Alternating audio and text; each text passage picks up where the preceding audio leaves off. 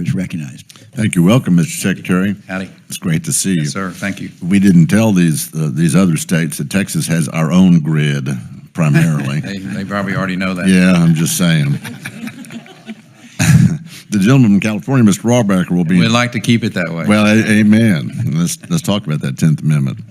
And your book is on sale, right? About the 10th Amendment. Very much on sale. Just saying. I'm pleased to see the funding requested in the FY19 budget includes a request for what's in my bill, the versatile neutron source. Dana, you'll like this. The next round of nuclear reactors. My act is called the Nuclear Energy Innovation Capabilities Act. It's clear that we need progress on this facility. This is where we can build the next round of reactors to move more quickly if we're going to meet the needs of the advanced reactor community. So, Secretary Perry, I guess, I don't know how much you've looked at that bill that we've got coming down the line. You know, we're getting outstripped by Russia in nuclear innovation, and that's totally unacceptable. That's totally unacceptable. So I'd like for you to think about it, commit, if you would, to the funding of the versatile test reactor and make that a top priority in energy R&D. It looks like maybe Mr. DeBar has got some experience on that, or no? You want to just pitch yourself on Yes, yes, sir. Having run a reactor in my younger days, this is an important area. We've asked for $148 million as part of the 19 budget request around advanced reactors. In addition, SMR reactors as another area that we're very much focused on.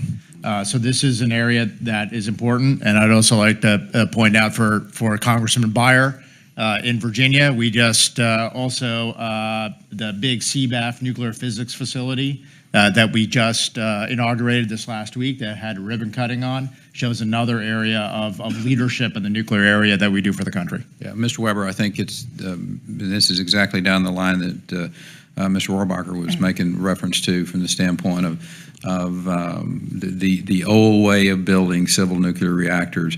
It'd be like kind of the old way they built cars. I mean, the technology's changed, and we need to take advantage of the technology. We need to be a part of the technology. We need to be, and let me just finish up by saying, the work that we're doing at Idaho National Lab is right along this line with the advanced reactors, and the funding of the national labs directly affects your point here. And sure. INL is the one of the lead labs that's dealing with advanced right, and back to Mr. Rohrabacher's point, we're going to need an advanced fuel, so there's going to have to be R&D on fuel for this advanced reactor, which part of the discussion has been we can take some of that old fuel, whether it's military grade, whatever kind of fuel it is, we can actually investigate and do the research on how to use that fuel in some of these advanced reactors and maybe do away with some of the storage. As you know, South Texas Nuclear Project, when I was a state rep, was in my district, and we watched them change fuel rods. So it's very, very important. You mentioned the 38 states, I think, that store it on site. That's just not sustainable. So we would also ask you all to commit to not only the advanced nuclear reactors and the versatile neutron source, but also to research on the fuel for that next round. Are y'all able to do that? Yeah. Well, we have some work going on now.